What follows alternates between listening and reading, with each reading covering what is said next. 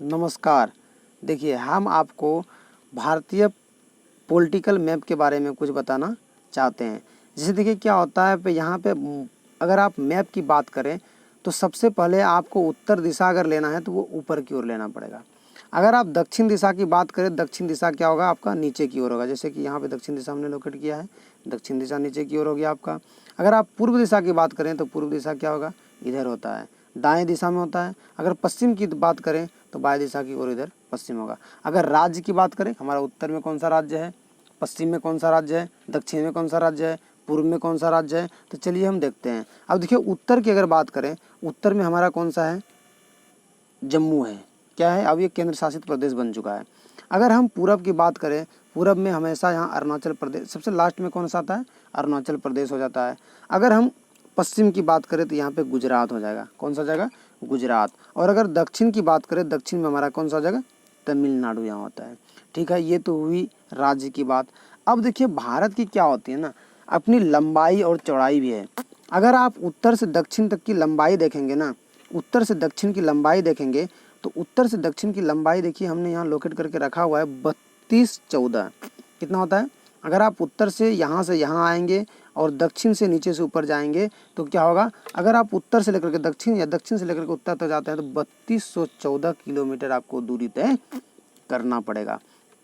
अगर आप वही देखिए कि आप क्या कीजिए, पश्चिम से लेकर के पूर्व की दूरी को तय कीजिए। अगर ये पूरी दूरी अगर आप तय कर लेते हैं तो यहाँ से यहाँ तक की दूरी कितनी हो जाएगी, 29-33 किलोमीटर। कितना, 29-33 किलोमीटर हो जाएगी। ठीक है, 29-33 किलोमीटर आपके उत्तर से पूर्व से पश्चिम की दूरी हो जाएगी। ठीक है, अब देखिए क्या है ना कि हम अपने भारत से पड़ोसी देशों की बात करते हैं कि कौन कौन से देश है। जैसे देखिए क्या आपको यहाँ पे एक चीन देश दिखाई दे रहा है, ये क्या है, हमारे पड़ोसी देश हैं। और सबसे ज़्यादा बड़ा देश है, जो आबादी की दृष्टि से देख सकते हैं, आबादी की दृष्टि से बड़ा देश है जो हमारे चीन जो है ना, हमारे देश के क्या है, बगल में है। अच्छा, बहुत ज़्यादा सहायता भी हम लेते हैं चीन से। अब देखिए क्या है कि नेपाल यहाँ पे है। नेपाल हमारा सबसे मतलब हमारे अंदर ही, भारत के अंदर ही है, लेकिन क्या है ना कि फिर भी देश तो थोड़ा अलग हो गया है। अब देखिए भूटान एक है, भूटान भी हमारा क्या है, हमारे देश के अंदर। मतलब इनमें से बहुत सारा चीज़, जैसे नेपाल की बात करें, भूटान की बात करें, तो बहुत कुछ ऐसा है जो हमारा और भूटान का, हमारा और नेपाल का लगभग बराबर मतलब कि मेल जुल के साथ चलते रहता है। अब जैसे देखिए क्या है, यहाँ एक पाकिस्तान हो गया। अब पाकिस्तान में देखिए 14 अगस्त को क्या होता है यहाँ, मतलब हम लोगों से एक दिन पहले ही स्वतंत्रता दिवस क्या करते हैं, मनाते हैं।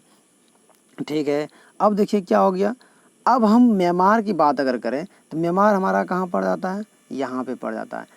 म्यांमार जो होता है ना, म्यांमार को आप बर्मा भी बोलते, पहले म्यांमार है। म्यांमार हमारे पूर्व दिशा की ओर है, पूर्व दिशा की ओर म्यांमार हो गया। अगर उत्तर पूरा जाएं, उत्तर दिशा की ओर, तो उत्तर में देखिए आपको हम यहाँ पे एक लोकेट करके रखे हुए हैं, क्या है, अफगानिस्तान।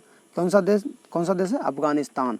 अफगानिस्तान उत्तर की पूरा बात करें तो अफगानिस्तान। अगर दक्षिण की पूरा बात करेंगे तो हमारा क्या हो जाएगा, श्रीलंका। यहाँ पे है श्रीलंका।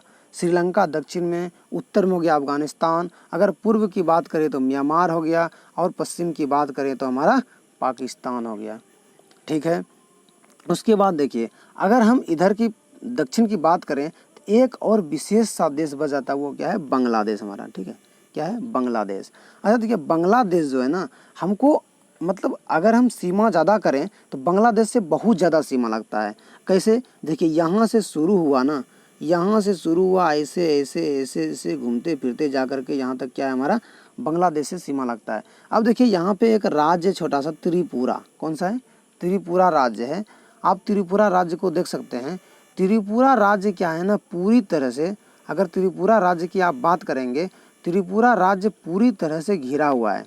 किससे, बांग्लादेश से। बांग्लादेश से त्रिपुरा पूरी तरह से क्या है, घिरा हुआ है। अब देखिए बांग्लादेश घिरा हुआ है, यहाँ पे देखिए कर्क रेखा भी गुजरती है इधर से, ये कर्क रेखा गई है। ये कर्क रेखा जो गई है ये त्रिपुरा राज्य से होकर के क्या होती है, गुजरती है। 8 राज्यों से होकर के, ये कर्क रेखा अगर आप बोलेंगे तो 8 राज्यों से होकर के क्या होती है, गुजरती है। ठीक है, अब भूटान देश की बात करते हैं। देखिए छोटा सा देश यहाँ भूटान है। देखिए मतलब हमारे भारत के हिसाब से तो बहुत सा छोटा देश, बहुत छोटा सा देश है, क्या है, भूटान। अगर आप पूर्व की बात करेंगे कि पूर्व में कहाँ तक जाएंगे, जो कि सबसे लास्ट हम जाएंगे, तो ये कीबिधु एक स्थान है जो क्या है, अरुणाचल प्रदेश में पड़ता है। वहाँ अगर आप जाते हैं सबसे लास्ट में आप क्या चले जाएंगे, पूरब में सबसे लास्ट जगह क्या है, कीबिधु है। उसके बाद अगर आप बात करें कि हम पश्चिम में कहाँ तक जाएंगे, जो सबसे लास्ट चले जाएंगे, तो यहाँ पे एक राज्य है, क्या है, सरक्रीक है, क्या है, सरक्रीक राज्य है यहाँ पे। ये सरक्रीक राज्य नहीं है, गुजरात राज्य का एक जगह है सरक्रीक। यहाँ पे सरक्रीक अगर गुजरात राज्य में आप चले जाते हैं तो समझ जाइएगा आप पश्चिम में सबसे अंत चले गए, ठीक है। उसी तरह यहाँ क्या है, अगर दक्षिण की बात करें तो इंदिरा कौल, क्या है, इंदिरा पॉइंट। इंदिरा कौल और इंदिरा पॉइंट में बहुत दिक्कत है। देखिए इंदिरा कौल अगर की बात करते हैं आप, इंदिरा कौल की बात करेंगे तो ये हो गया आपका इंदिरा कौल। देखिए हम आपको बताते हैं कि इंदिरा कौल ये हुआ आपका क्या, इंदिरा कौल हो गया। देखिए इंदिरा कौल यहाँ है। इंदिरा कौल अगर आप दक्षिण की ओर आते हैं सबसे ज़्यादा तो क्या हो जाएगा, इंदिरा कौल। अगर आप पूरब की बात करें, तो आपके पूरब में यहाँ म्यांमार हो गया। अगर आप उत्तर की बात करें तो उत्तर में आपका यहाँ पे क्या है, यहाँ पे आपका हो जाता है उत्तर में जम्मू हो जाता है। उसके बाद अगर आप दक्षिण की बात करें, दक्षिण में आपका यहाँ पे हो जाता है क्या, तमिलनाडु हो जाता है, ठीक है। उसके बाद अगर आप बात करते हैं कि हम इन सभी राज्यों को, इन सभी देशों को अगर समझें कि कितना कितना देश ऐसा है जो कि जल और स्थल दोनों से मिलता है।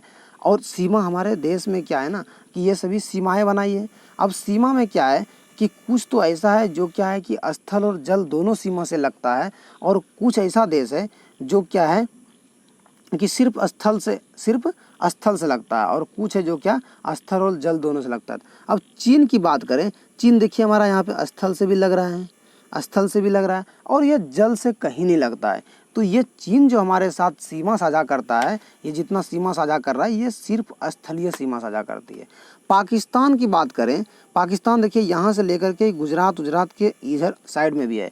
तो देखिए ये जल से भी, यहाँ पे नीचे समुद्र है, ये जलीय क्षेत्र में और स्थलीय क्षेत्र में, दोनों क्षेत्र में क्या करती है, पाकिस्तान सीमा बनाती है। अब अफगानिस्तान की बात करें तो अफगानिस्तान तो ऊपर में है, वो तो यहाँ की सीमा मतलब खाली स्थलीय सीमा ही बनाएगा, जलीय सीमा तो बनाएगा नहीं, ठीक है। यहाँ पे देखिए थोड़ा सा हम लिख भी दिए हैं कि स्थलीय सीमाओं की संख्या 4 है, और स्थलीय मतलब जो ऐसे देश हैं, जो 4 देश ऐसे हैं जो सिर्फ स्थलीय से सीमा बनाते हैं, और 3 है जो कि स्थलीय और जलीय दोनों से बनाते हैं, ठीक है। अब हम बात करते हैं कि भारत में जैसे राष्ट्रीय गीत है, राष्ट्रीय गीत क्या है भारत में, वंदे मातरम है। कौन सा राष्ट्रीय गीत है, वंदे मातरम। वंदे मातरम को गाने का टाइम है कितना, 65 सेकेंड में आप वंदे मातरम को गा सकते हैं। जैसे वंदे मातरम की बात हुई। अब जन गण मन, देखिए ये राष्ट्रीय गीत है हमारा। अब 65 सेकेंड की बात करेंगे आप गाने में, तो क्या लग रहा है आपको कि वो जो वंदे मातरम का जो एक छोटा सा पढ़ते हैं ना, एक वो क्या एक कड़ी है, क्या है, एक कड़ी बोल सकते हैं, या नहीं तो उसको आप बोल सकते हैं कि एक छोटा सा भाग दिया हमारे गीत का। वो जैसे हम पढ़ते हैं ना वंदे मातरम, तो वो छोटा सा कड़ी है, एक कड़ी दिया हुआ है, वो पूरा गीत यहाँ पे नहीं है। अब देखिए जन गण मन को पढ़ने में कितने लगते हैं, 52 सेकेंड लगते हैं। एक सही निश्चित राइट टाइम है। देखिए पढ़ने का तो आप पढ़ सकते हैं बहुत देर में भी, बहुत जल्दी भी पढ़ सकते हैं, लेकिन अगर आप एक अच्छे तरीके से पढ़ेंगे तो 52 सेकेंड इसमें और 65 सेकेंड वंदे मातरम को पढ़ने में लगेगा। अब बात करें कि वंदे मातरम को लिखा कौन, तो वंदे मातरम को बंकिम चंद्र चटर्जी ने लिखा, ठीक है। जन गण मन यहाँ दिया गया है, इसको रविंद्रनाथ टैगोर ने लिखा था। कौन, रविंद्रनाथ टैगोर ने लिखा कौन सा, जन गण मन, ठीक है। अब देखिए आप नेपाल के बारे में जान गए हैं, भूटान के बारे में जान गए हैं। अब अपना छोटा सा एक राज्य लेते हैं, सिक्किम के बारे में भी जानिए। देखिए ये सिक्किम जो है ना, इधर भूटान के बगल में और नेपाल के बगल में, ये बीचों बीच यहाँ सिक्किम थोड़ा सा उठा हुआ भाग है जो हमारा भारत में क्या है, यहाँ पे है। अब देखिए अगर हम बात करें कि सबसे तटीय लंबी कौन सी राज्य है जिसका कि तट सबसे लंबा है, तो आप बता सकते हैं कि ये गुजरात है। क्या है, गुजरात की अगर बात करें तो गुजरात जो है ना सबसे लंबी तटीय सीमा बनाती है। अगर पूरे देश में सबसे लंबा तटीय सीमा किसी का है समुद्र के साथ तो वो किसका है, गुजरात का है।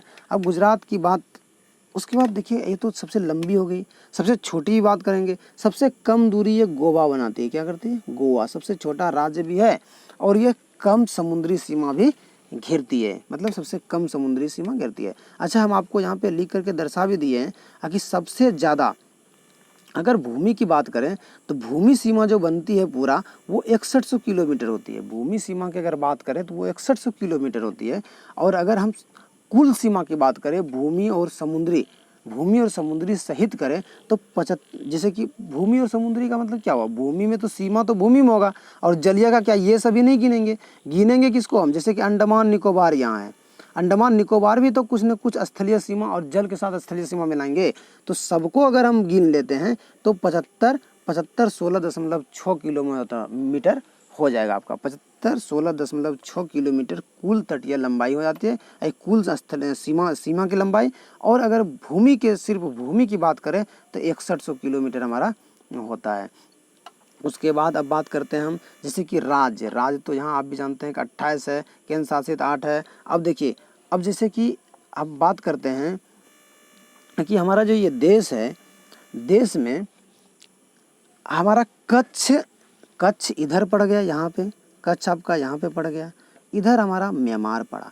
अब बीचों बीच एक क्या गुजरा हुआ है, कर्क रेखा गुजरा हुआ है। ये कर्क रेखा जो गुजरती है ये 8 राज्यों से होकर के क्या करती है, गुजरती है। इसके लिए देखिए एक पॉपुलर बहुत अच्छा ट्रिक है जो क्या है ना, मित्र पे गमछा झाड़। क्या है, मित्र पे गमछा झाड़। अगर आप बोलते हैं आप अपने मित्र के ऊपर कोई गमछा झाड़िए, वो मित्र के ऊपर गमछा झाड़ अगर आप रखते हैं ऐसा ट्रिक तो आप पूरा याद कर सकते हैं। जैसे कि क्या है, मित्र मो से मिजोरम हो गया, त्रिपुरा, पश्चिम बंगाल, राजस्थान। इस तरीके से आप गुजरात, मध्य प्रदेश, छत्तीसगढ़, झारखंड, इस तरीके से आप पूरा मित्र पे गमछा झाड़ से आप क्या कर सकते हैं, पूरा इस सूत्र को अगर आप याद रखेंगे तो पूरा पता चल जाएगा आपको कि कितने राज्यों से होकर के ये गुजरती है कर्क रेखा। ठीक है, उसके बाद देखिए हमारा हमारा जो भारत देश है, भारत देश यहाँ की जनसंख्या में से अगर देखिए एक क्षेत्रफल की दृष्टि से और जनसंख्या की दृष्टि से अगर क्षेत्रफल में बात करें तो सबसे बड़ा राज्य जो हमारे का यहाँ का है ये राजस्थान है। कौन सा है, राजस्थान। यहाँ पे राजस्थान है। उसके बाद सबसे छोटा तो हम पहले भी चर्चा कर चुके हैं कि ये क्या है, गोवा है। सबसे छोटा राज्य क्या है, गोवा है। उसके बाद आप जानते हैं कि अंडमान निकोबार इस स्थान पे है। फिर हमारा जो और बच गया वो उत्तर की सीमा इंदिरा कौल देखिए यहाँ पे है। इंदिरा कौल और इंदिरा कौल यहाँ हो जाएगा उत्तर में, और इंदिरा पॉइंट अगर आप बात करें तो यहाँ पे दक्षिण में होता है। ठीक है, जो अंडमान निकोबार के नीचे है। ठीक है, तो इतनी सारी बात थी जो हमने आपको इनमें बताया।